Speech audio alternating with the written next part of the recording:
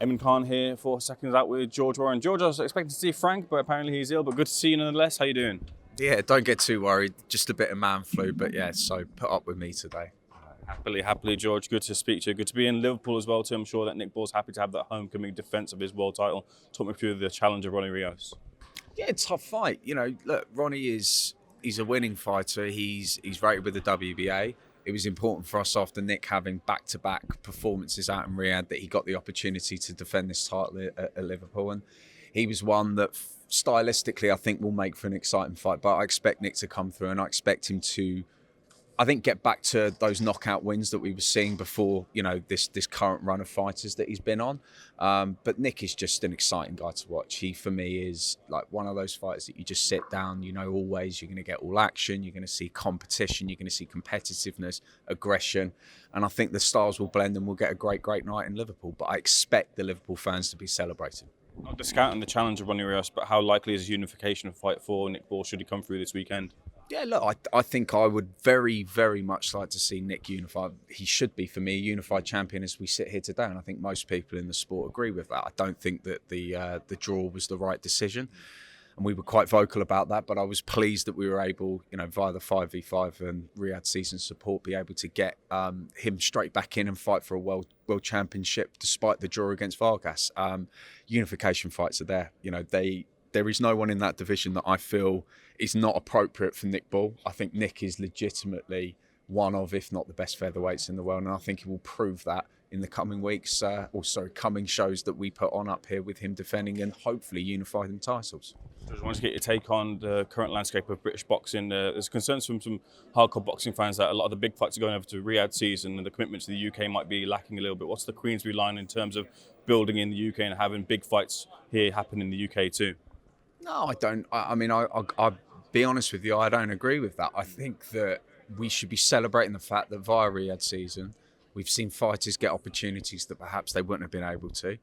We've seen fights that fans and, you know, promoters and fighters themselves probably alike have all been vying for, but with their investment and their funding, it's allowed these things to happen and gel together and stop a lot of the politics getting in the way sometimes. And I think, look, you know, Anthony Cacace, Nick Ball, Daniel Dubois, just on the Queensberry stable, are three examples that have all benefited from Riyadh seasons. And, you know, look, are they going to feature in Riyadh going forward? Well, if the opportunity's right, absolutely. But Nick's now gone and won the world title out in Riyadh. He's now defending it in Liverpool. That's a benefit for British boxing. Anthony Cacace won his world title, defending his world title on Riyadh season cards, one in Riyadh, but one also in Wembley. Now we look to take him back and to do his mandatory defence against Nunes in Belfast. He's going to get a homecoming. So that's a good thing for boxing. So I don't agree with that at all.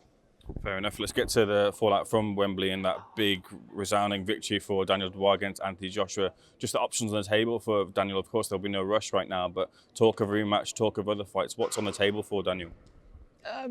Whatever he wants to do. He's heavyweight champion in the world. He doesn't have a mandatory to defend against. We're not in a rush. Daniel's not in a rush. He's currently away with his family, enjoying life and hopefully still celebrating the victory as we've been. Look, we'll sit down and we'll talk with him when he's good and ready to do that. I'm sure we'll have some meetings with His Excellency and with the guys at Riyadh season next week when we get there. But there's no rush. Your dad Frank said that he would be uncomfortable though if Fury was to come through a rematch against Usyk and making the fight between Fury and Daniel. Do you share that same uncomfortability, and how likely could that fight happen if that circumstance does come to fruition?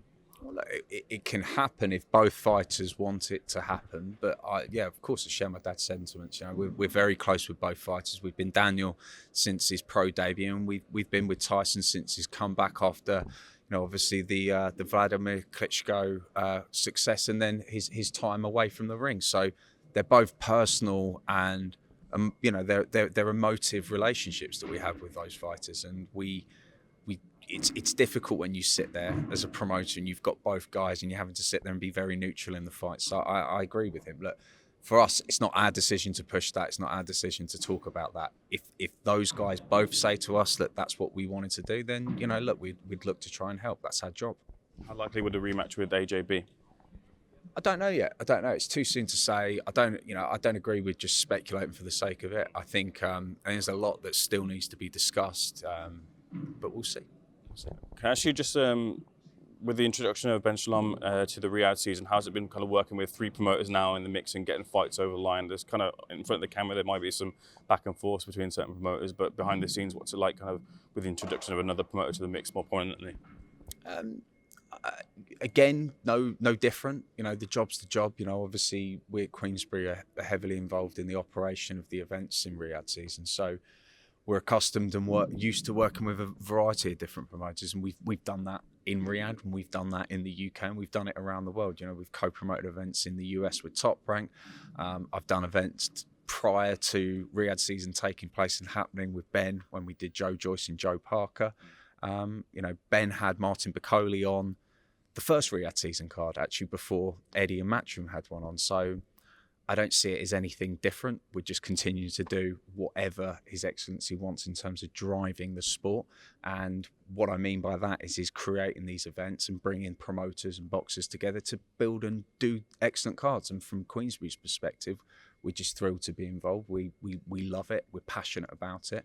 And when there's benefits for these cards to also feature our fighters, we're going to push for that and take the opportunities when they're there. Like I've just said, Kakachi, Daniel Dubois, these type of guys that have gone and benefited from those opportunities. If other promoters can get those opportunities for their fighters, it's all good for boxing. Last couple of questions. There was a flare point last week at the press conference from Chris Eubank Jr. Had some choice words himself. The statement has been put out now to kind of rectify that situation. What was your reaction to that?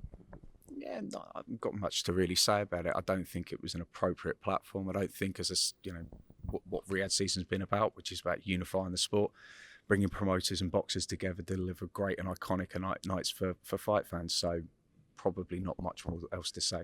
And to be honest, we've got to go and do the press conference. Cheers, George. Appreciate it. Good man.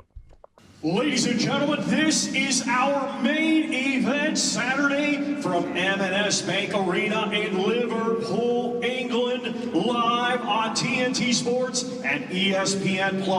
Brought to you by Frank Warren on behalf of Queensberry Promotions. It's 12 rounds scheduled for the WBA Featherweight Championship of the World. The challenger, Ronnie Rios, versus the defending world champion, Nick the Wrecking Ball.